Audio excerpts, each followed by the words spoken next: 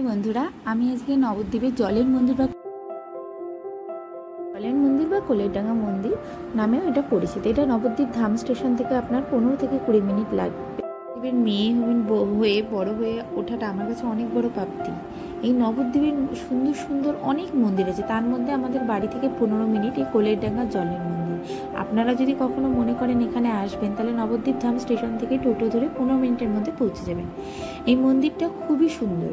আমি গিয়েছিলাম আমার মেয়ে এবং আমার দিদির মেয়ে আর মা সবাই মিলে একটা সন্ধ্যাবেলা নবদ্বীপ গিয়েছিলাম, যখন ঘুরতে গেছিলাম। আমার মেয়ে তো খুবই দুষ্টুমি হচ্ছে, ফটো তুলবে না, ও শুধু একা একা ঘুরে বেড়াবে।